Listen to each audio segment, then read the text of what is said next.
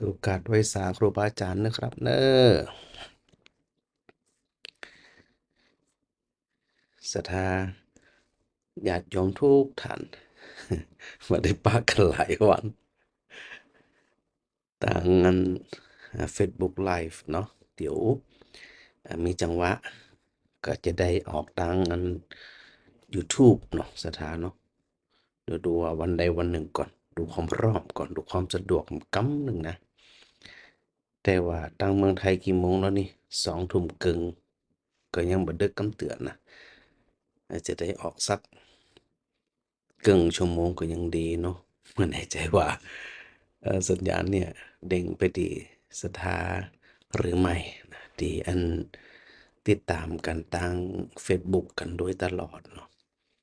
ตอนนี้พระอาจารย์อยู่อินเดียเนอะอาจารย์พระครูอยู่อินเดียอยู่พุทธคยาแต่ว่าไปกราบบริเวณของดลพระศรีมหาโพธิ์เจดีย์มหาโพธิ์แล้วก็อันวันนี้ไปขึ้นเขาคิดจกูฏ แล้วก็ไปวัดเวรุวันซึ่งเป็นวัดแห่งแรกของพระพุทธศาสนาที่พระเจ้าพิมพิสารได้น้อมถวายเป็นสังฆารามนันสถานะในเวลาในอินเดียตอนนี้ก็คือ1:14บ้านเฮาก็น่าจะ2 ทุ่มเกินปลายปุ่นเนาะโดยประมาณนะก็ศรัทธาหลายคนหลายท่านตึงไลน์มาพ่องตรงส่งเมสเซนเจอร์มาพ่องว่าอาจารย์ประโคนได้หายไปไหนหลายวันอันนี้ก็กึดถึงศรัทธาญาติโยมที่เปิ่นรออยู่แต่ว่าศรัทธาที่ติดตามตั้งสถานีวิทยุก็คงบ่ได้ยินแน่นอน ดังนั้นที่มันเด้งขึ้นนะในโทรศัพท์ของศรัทธาก็จะไปลืมนะทักทายกันมาโดยเนอะทักทายพิมพ์มาก็ได้ถ้าเป็นโทรเนี่ยโทรทั้งไลน์กับโทรทาง Messenger เท่านั้นนะตั้งถึง2เส้นทางนี้นอกนั้นก็บ่ได้โทรรู้ทางโทรศัพท์บ่ได้นะสถานะอยู่ต่างประเทศเนาะก็นึกถึงอันการที่องค์สมเด็จพระสัมมาสัมพุทธเจ้าที่พระองค์ได้ทรงตรัสรู้ปื้นต้นพระศรีมหาโพธิ์นี่นะก็เพื่อที่จะให้เฮาทั้งหลายเนี่ยเนาะศรัทธาเนาะได้เข้าใจในส่วนของหลักธรรมคำสอนที่พระพุทธเจ้าแล้วก็หมู่เฮาทั้งหลายโดยรวมอะนะก็มักจะบ่ค่อยได้ใส่ใจในพระสัทธรรมที่พระพุทธเจ้าได้ทรงค้นพบแล้วก็ได้แสดงไว้เฮาทั้งหลายก็บ่ค่อยได้ใส่ใจอย่างที่ว่าตะเกียน่ะนะเฮาพอบ่ใส่ใจมันก็ฮู้จะยากจะได้อะเนาะโอกาสที่จะไปอันเข้าใจหลักธรรมแล้วก็น้อมนำมาประพฤติปฏิบัติเนี่ยมันก็บ่มีถ้ามันบ่มีแล้วบ่เข้าใจในสารธรรมแล้วมันก็บ่ฮู้ว่าจะเอาหยังมานำมาประพฤติปฏิบัติกันต่อก็เลยอ่าอีนุงตุงนังกันไปหมดเนาะสิ่งที่พระพุทธเจ้าได้ทรงตรัสในตนพระศรีมหาโพธิ์เนี่ยเรื่องของเรื่องก็คือหมู่เฮาทั้งหลายทั้งที่เคยมากราบสังเวชนียสถานหรือว่ายังบ่เคยมาก็ดีแต่ว่าเฮาทั้งหลายมีโอกาสนะที่ได้ยินได้ฟังกันอยู่เสมออยู่แล้วในเรื่องราวของการตรัสรู้ขององค์สมเด็จพระสัมมาสัมพุทธเจ้านี่นะจะไปลืมนะสถาว่าสิ่งที่ได้ค้นพบเนี่ยเป็นสิ่งที่มันมีอยู่ปกติอยู่แล้วพระพุทธเจ้าบ่ใช่เป็นผู้วิเศษที่จะเนรมิต ธรรมะเรื่องนั่นเรื่องนี้ขึ้นมาเนี่ยมาแจกแต่พระพุทธเจ้าไปเห็นสิ่งที่มันมีอยู่เป็นอยู่อย่างชัดเจนตรัสรู้ก็คือเป็นผู้ที่ไปเข้าใจแต่เวลาเขาแปลเนี่ยก็คือแปลว่าผู้รู้ผู้ตื่นผู้เบิกบานทั้งรู้ทั้งตื่นทั้งเบิกบาน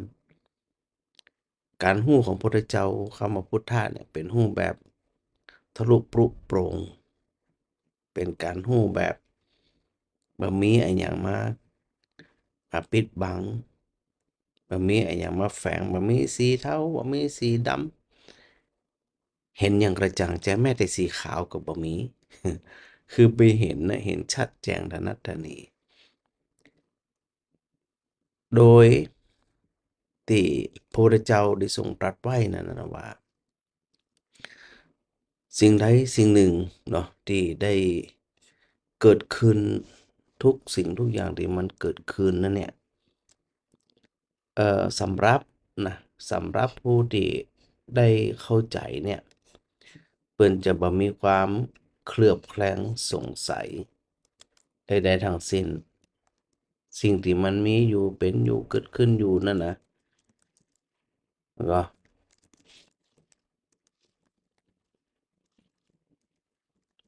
มันจะมีขึ้นได้จะใดอะเมื่อไปหันมันอย่างชัดเจนในความหมายในหลักธรรมเนี่ยที่พระพุทธเจ้าได้ทรงพิจารณา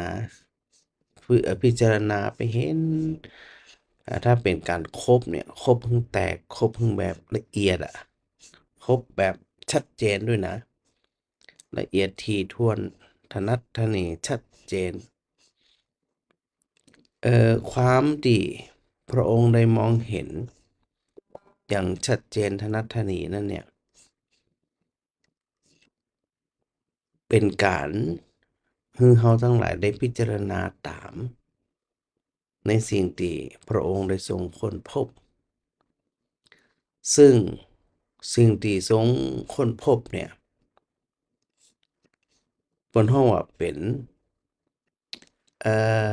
เป็นตัวสัจธรรมเป็นตัวที่มันมีอยู่เป็นอยู่นี่นะโดยทั่วไปเนี่ยเวลามาตรานี้ก็จะปาสทาสวดบทปฏิจจสมุปบาทหรือว่าบทของปฐมคาถาปฐมอุทานที่พระพุทธเจ้าได้ทรงพิจารณาทรงระลึกไตร่ตรองดูเนี่ยชัดเจน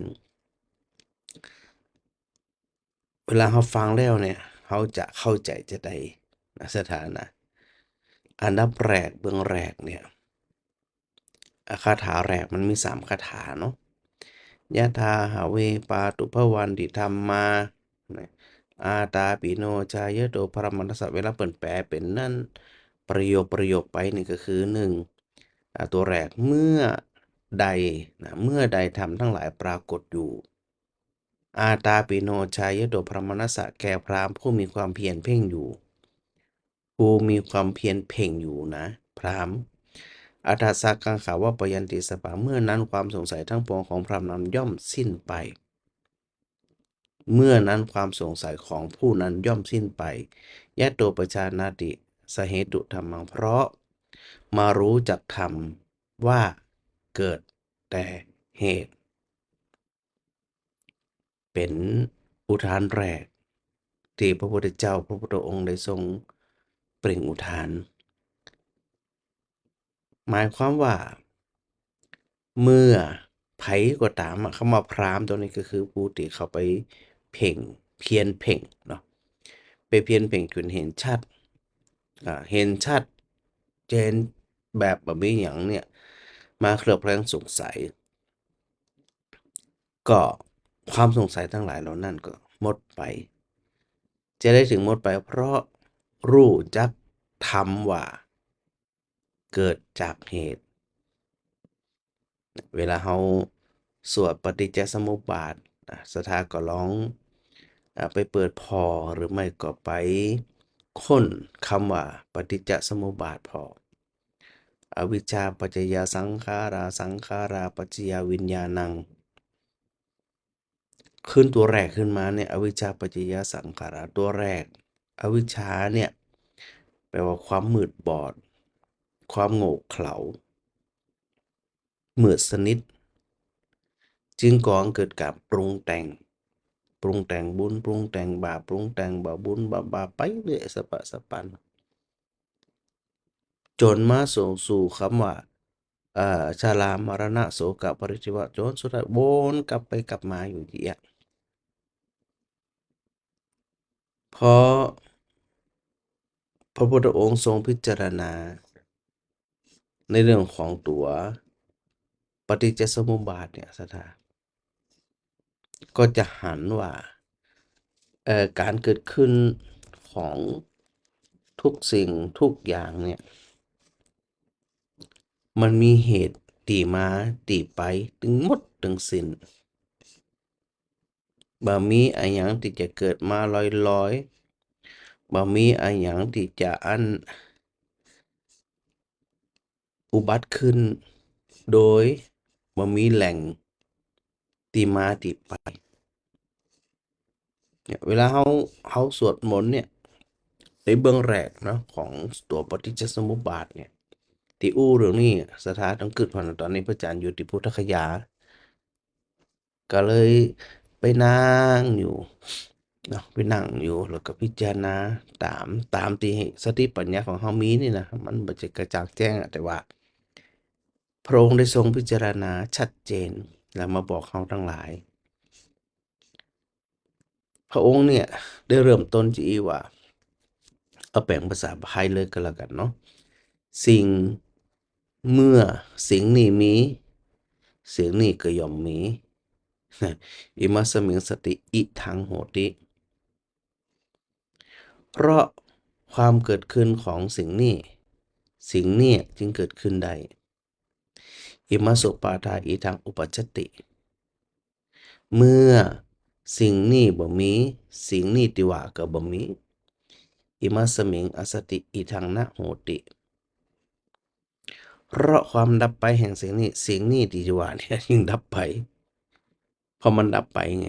อิมัสสะนิโรธาอิทังนิรุชติยะที่ทางเป็นจะได้หรอพระพุทธเจ้าสรุปว่าเป็นจะได้อวิชชาปัจจยสังขาราอวิชชาความมืดบอดความโง่เขลาโมหะเป็นปัจจัยก่อเกิดสังขารอย่าไปลืมนะสังขารคือปรุงแต่งเนาะปัจจยสังขาราปัจจยวิญญาณังเพราะมีการปรุงแต่งจึงมีวิญญาณคือสภาพรับรู้วิญญาณปัจจยานามรูปังเพราะมีสภาพที่รับรู้จึงมีรูปมีนามนามารูปปัจจยสลายตนังเพราะมีรูปมีนามจึงมีการสัมผัสเชื่อมต่ออายตนะภายในอายตนะภายนอกสลายตนะปัจจยปัสสะเพราะมีสลายตนะจึงมีภาษะเนี่ยสระอันอายตนะภายในก็คือตาแล้วก็อายตนะภายนอกก็คือรูปอย่างเงี้ยนะในเมื่อมีสลายตนะมีอายตนะถึงหกมันก็ไปกระทบแหมหกประการจึงมีผัสสะสัมผัสกันก็สัมผัสทางตาทางหูทางจมูกทางลิ้นทางกายทางใจภาษาปัจจยเวทนาเมื่อมีภาษาแล้วสิ่งที่โดยมาคือเวทนาเวทนาคือความรู้สึกอะรู้สึกชอบรู้สึกบ่ชอบรู้สึกเป็นสุขรู้สึกเป็นทุกข์หรือว่าบ่ทุกข์บ่สุขหรือว่าเป็นโมหะบ่ฮู้เรื่องฮู้ราวอีนะเวทนาปัจจยตัณหาเมื่อมีความรู้สึกแล้วสิ่งที่โดยมาก็คือตัวตัณหาคือความอยากตามมาแน่นอนตัณหาปัจจยอุปาทานเมื่อมีตัณหาย่อมมีความยึดมั่นถือมั่นเรื่องลำดับที่นี่เนี่ยนะเฮาก็ค่อยพิจารณากันนะสถานะค่อยพิจารณากันไปก็ไอ้ตัวมีเวทนานี่แหละที่เฮาพอจะพิจารณาโดยเนื่องจากว่าเฮาได้สัมผัสกันบ่อยชอบก็แม่น บ่ชอบก็แม่นจังก็แม่นนะหลงก็แม่นเมื่อมันมากระทบแล้วจึงก่อให้เกิดความสุขความทุกข์สุขแล้วจะได้เพราะมีเวทนามีสุขมีทุกข์จึงก่อให้เกิดหยังความอยากถ้ามันเป็นอิทธารมณ์เป็นสุขเวทนาเฮาอยากล่ะตัวภวะตัณหาเกิดขึ้นละอยากมีอยากเป็นอยากครอบครองอยากยึดถืออยากอย่างบ่มีที่สิ้นสุดถึงวันเนี่ยมีไผอยากพ้องมีไผอยากเอ่อเอ่อมีไผอยากที่แบบหยุดพ้องนะนัตถิตัณหาสัมมานาทีที่ได้อู้เนาะเปรียบเปรยที่พระพุทธเจ้าได้ตรัสไว้อยู่เสมอว่าเมื่อความอยากเกิดขึ้นแล้วนะแต่ละคนแต่ละท่านเนี่ยมันต้องเกิดขึ้นบ่นักก็น้อยนะถึงเปิ้นถึงตัวขึ้นอยู่กับว่าไผจะมีสติรู้เร็วกว่ากันซึ่งในธรรมดาปุถุชนทั้งหลายเนี่ยมันยากเนาะสถาเนาะพยายามสังเกตตัวเองสังเกตคนอื่นตัวเองแล้วก็บ่ใจถ้าอู้ถึงอะนะเขาเป็นชาวพุทธแบบกระพี้แบบห่างไกลแบบฝุ่นน่ะฝุ่นไปจับกระพี้กำหนึ่งบ่ได้เป็นกระพี้บ่ได้เป็นสะเก็ดคือบ่ได้นำมาประพฤติปฏิบัติอย่างที่ควรจะเป็นคือมันบ่มีจบอะบ่มีจบอย่างนั้นอย่างนี้บ่มีที่สิ้นสุดสมมุติว่าก่อนเกิดเป็นทุกขเวทนาเหรอเป็นความรู้สึกแบบเป็นทุกข์อะเขาจะชอบกับเขาก็บ่ชอบพอบ่ชอบแล้วเกิดวิภวตัณหาคืออยากนั้นคือบ่อยากบ่อยากมีบ่อยากเป็นบ่อยากอยู่ใกล้บ่อยากหันคือสะอิดสะเอียนบ่บ่ต้องการที่จะคบค้าสมาคมตัวเองถือว่าเป็นความอยากเช่นเดียวกันพอมีความอยากตัณหาปัจจยาอุปาทานังมีความอยากแล้วสิ่งติดตัวมาก็คือยึดมั่นถือมั่นเอาล่ะสิ่งที่ตัวมาในฮ้อนที่สุดมันบ่จะเป็นความสุขแน่นะพอยึดถือปั๊บอ่าอุปาทานังอุปาทานะปัจจยภโวเกิดภพเกิดชาติเกิดมี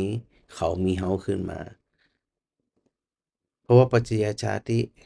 พอเกิดภพจึงมีชาติเอาล่ะเกิดมาล่ะพอมีชาติขึ้นมาเมื่อใดปั๊บนั่นน่ะชรามรณะโสกปริโภคโตยมาเป็นกระบุงเลยบ่จบบ่สิ้นไอ้ความยึดถือเนี่ย หมู่เฮาไปยึดถือกันเนี่ยนะมันก็เลยหาความสุขปลอดจากความสุขมันถึงแบบปลอดอะมันถึงแบบปลอดจากความทุกข์อะเพราะหยังเพราะมันยังมีการยึดมั่นถือมั่นอยู่ถึงกูชอบก็ยึดบ่ชอบก็ยึดโดยบ่ได้ไปเห็นที่พระพุทธเจ้าตรัสว่าเพราะไปรู้เหตุแห่งธรรมนั่นความสงสัยจึงหมดไปในปฐมประธานที่อู้ถึงตะกี้นี่นะแต่เฮาทั้งหลายเนี่ยจะเข้าไปใส่ใจไปเข้าใจจะได้ก็แต่ละคนเนี่ยอย่างที่ว่าเนี่ยฮู้หน้าบ่ฮู้ใจอะเนาะคนก็คิดไปอย่างอยู่ต่อหน้าเฮาก็ว่าไปอย่างรับหลังก็ว่าไปอย่างหนึ่งมันปะล่อนปะแล่นไปทั่วนี่นะแต่เฮาจะไปคาดหวังหยังที่มันจะได้เฮาไปคาดหวังคนนั้นคนนี้ ซึ่งศรัทธาทั้งหลายเนี่ยเวลามาเล่าเป็นฉากว่าคนนั้นมันเป็นจั่งใดภาษากำเมืองเขาว่าสัปเหร่อีนะก็สัปเหร่อยู่แต่เฮาก็อยู่กับเฮาไปหำยังอยู่คนอื่นไปหำยังเอาเฮาไปเล่าเขาเขามาเล่าเฮาอ้าวแต่ถ้าเฮามองที่พุทธเจ้าตรัสว่าเขาเป็นคนแบบนั้นจบคนเฮาว่าบ่ฮือค่าบ่มีเครดิต แต่ถ้าไปยึดถือไปชอบไปหลง หรือว่าไปจังสิ่งที่มันติดอยู่ต่อมาก็คือติดอยู่ในใจเขาจะสุขจะทุกข์นี่แหละไอ้สิ่งที่เขาไปยึดมันถือมันนี่แหละแต่กับหลายๆคนทิ้งเลยซัวเลยทิ้งเลยยังกระจ่างชอบกระจ่างบ่ชอบกระจ่างเพราะว่าโดยที่สุดแล้วอย่างที่ว่าเนี่ยบ่มีไผที่จะเป็นที่พึ่งไผได้เพราะทุกสิ่งทุกอย่างเกิดขึ้นมาแล้วดับไปไปสู่คาถาที่สองที่พระพุทธเจ้าทรงตรัสเป็นอุทานคาถาก็คืออย่างเมื่อได้ทำทั้งหลายปรากฏแก่พราหมณ์ผู้มีความเพียรเพ่งอยู่จำดีๆนะคำว่าพราหมณ์เนี่ยหมายถึงผู้ที่ตั้งอกตั้งใจประพฤติปฏิบัติทุกคนนะไผกระจ่างไม่ยิ่งกระจ่างปัจจัยกระจ่างทุเจ้ากระจ่างศรัทธากระจ่างนะเมื่อนั่นคำว่าเมื่อได้ทำปรากฏคำว่าทำก็คือธรรมชาติสิ่งที่มันมีอยู่เป็นอยู่มันปรากฏชัดแล้วเมื่อนั่นความสงสัยก็ย่อมสิ้นไปเพราะอย่างเพราะรู้ความสิ้นไปแห่งปัจจัยแต่เกียเพราะรู้ว่ามันเกิดจากเหตุของเรื่องนั้นๆแต่อันนี้ก็คือหู้ความสิ้นไปของปัจจัยเหตุปัจจัยนั้นนะมันสิ้นไปแล้วจึงบ่อะไรอาวรณ์มันแบบมีอย่างที่จะมาอยู่ต่อสารต่อมันไปอยู่หำแล้วถามว่าพราหมณ์หรือว่าผู้ที่ตั้งใจประพฤติปฏิบัติเนี่ยยังมีความสงสัยอยู่บ่มีแล้วหมดไปเลยเพราะอย่างเพราะรู้ความสิ้นไปของปัจจัยตั้งหลายมันหมดไปเรียบร้อยแล้วมันจะอยู่จะใดนะแล้วคาถาที่สามที่พระพุทธเจ้าทรงตรัสคืออย่าง เอ่อเมื่อใดธรรมปรากฏธรรมทั้งหลายปรากฏแก่พราหมณ์ผู้มีความเพียรเพ่งอยู่พราหมณ์นำกำจัดมารและเสนามารใดดุจอย่างดุจดวงอาทิตย์อุทัยขึ้นกำจัดความมืดในอากาศทำอากาศถึงสว่างฉะนั้น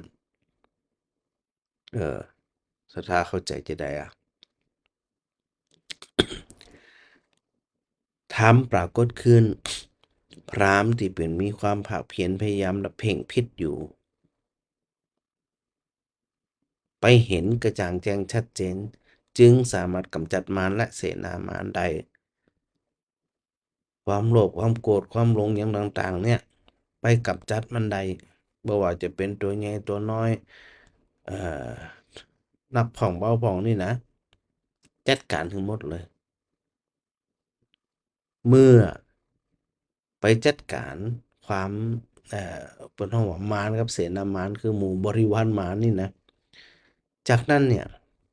ตัวปัญญาจึงก่อให้เกิดความสว่างไสวประดุจดังดวงอาทิตย์หรือตะวันเนี่ยขึ้นมาตอนเจ้าไปทำลายความหมดสิ้นเลยหมู่เฮาทั้งหลายที่จะเข้าสู่การประพฤติปฏิบัติก็เช่นเดียวกันเขาจะประพฤติปฏิบัติเพื่อจะไปฮู้เพื่อที่ไปเห็นจะนักจะน้อยบ่เป็นหยังนะจึงนึกถึงจวนสถาว่าวันที่พระพุทธเจ้าได้ทรงตรัสรู้นั้นเนี่ยพระองค์ได้พิจารณาอย่างแยบคายอย่างทวนที่เห็นชัดจึงบรรลุธรรมบรรลุญาณที่ห้องว่าเป็นอันดับแรกเป็นบุพเพนิวาสานุสติญาณคือระลึกชาติหนหลังของพระองค์เองได้กี่ชาติเนี่ยระลึกได้หมดเลยอันที่สองเป็นบุพเพนิวาสานุสติญาณระลึกทู่เอ่อการเวียนว่ายตายเกิดของคนอื่นได้นะแล้วก็สุดท้ายอาสวัคยญาณที่เขาไปกำจัดคนทั้งหลายเหล่านี้ได้เนาะสถานเนาะดังนั้นเนี่ยเวลาเฮาเข้าสู่การประพฤติปฏิบัติก็อยากให้หมู่เฮาหมู่ศรัทธาทั้งหลายเนี่ยนะได้ระลึกถึงว่าเฮา ถูกมารและเสนามารจัดการเฮามาเมิดเนาะสถานเนาะเดี๋ยวเรื่องนั้นเดี๋ยวเรื่องนี้หยังเฮาบ่ชอบก็จังบ่จังก็จมจะได้สะปะสะปันนี่นะมันก็เวียนเนี่ยเวียนว่ายตายเกิดเวียนไปเวียนมาเวียนไปเวียนมามันก็เนี่ยคือเฮาเนี่ยบ่มีความเสถียร บ่มั่นคงมันส่งผลถึงสุขภาพจิตย่ำแย่ด้วยร่างกายก็ย่ำแย่โรคภัยไข้เจ็บก็ถามหามันมีสะปะสะปันเลยนะดังนั้นเวลาเฮามาใส่ใจการประพฤติปฏิบัติเนี่ยเวลาสถามาไหว้พระกับพระอาจารย์พระครูนี่นะบ่จะบ่มีเวลาฮือจุดธูปจุดเทียนบ่มีเวลาฮืออันปิดทองเพราะหยังเพราะว่าเดินทางมาตั้งไกลอะข้ามน้ำข้ามทะเลนั่งเครื่องบินมาหยังมาทุลักทุเลหนาวก็หนาวนะอินเดียตอนนี้หนาวนะโยมนะหนาวเยือกๆเลยแหละ เดี๋ยวกลับมาจุดธูปจุดเทียนปิดทองโอ้พระอาจารย์ว่ามันเสียเวลาอยู่บ่ใครจุดก็จุดอยู่บ้านเมืองไทยเบิด ต้องขนมาจุดเพื่อแต่พอมาถึงน่ะ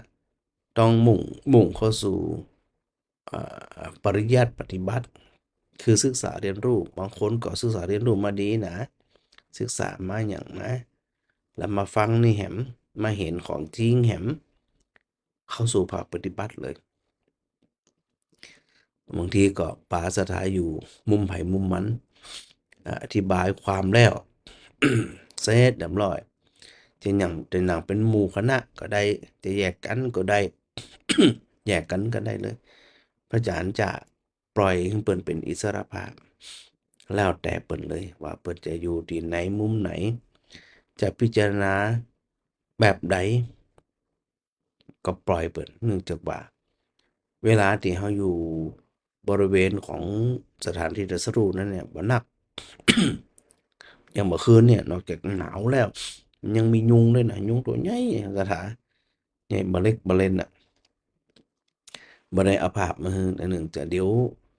วันต่อๆไปถ้ามีเวลานี่นะเข้าที่ภาพบันทึกเนี่ยระหว่าอัน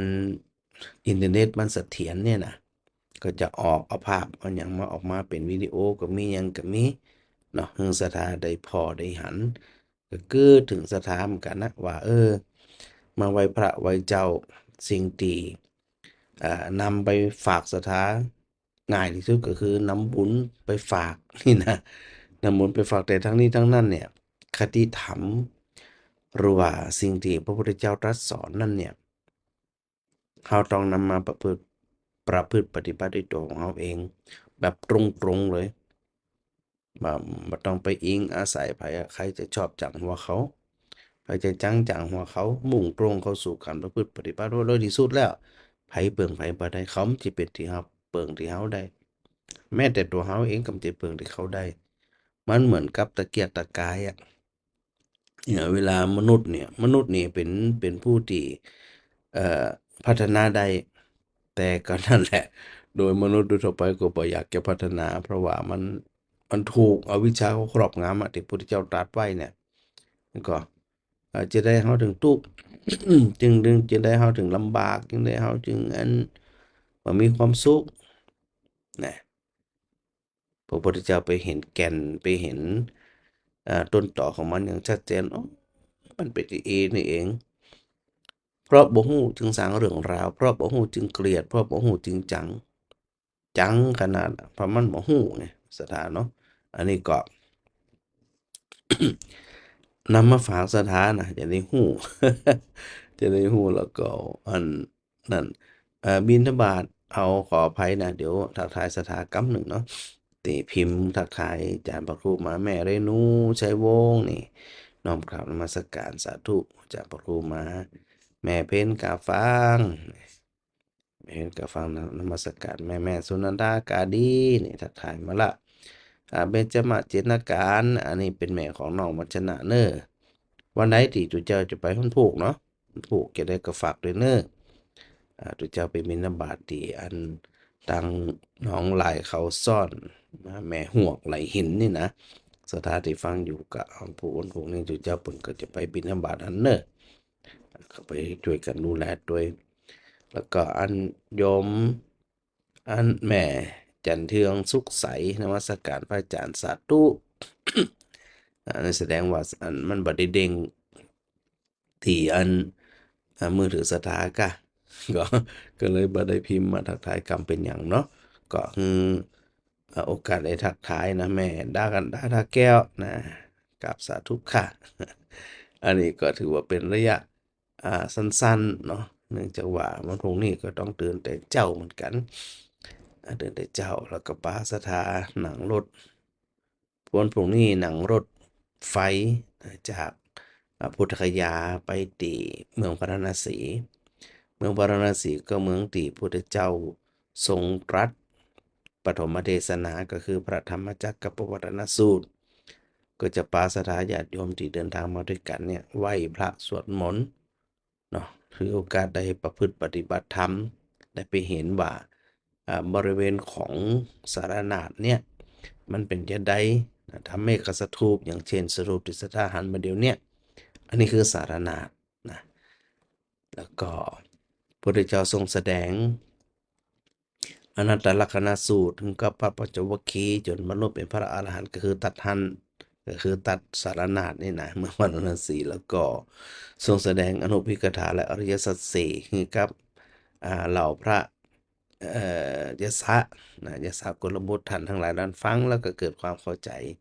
ได้บรรลุเป็นพระอรหันต์แล้วก็จะถือโอกาสนำข้อธรรมที่พระเจ้าได้ทรงแสดงตามรายทางที่อันอาจารย์พระครูจะเดินทางไปจากพาราณสีก็เข้ากุสินาราแล้วก็กุสินารากับปั้นพดไปตีอันลุมพินีประเทศเนปาลไปอีกมาเข้ามาในประเทศไทยแฮมแล้วก็บินจากโครัคปูไปตีเดลีเมืองหลวงของประเทศอินเดียแล้วก็นั่งรถต่อไปแฮม3 ชั่วโมง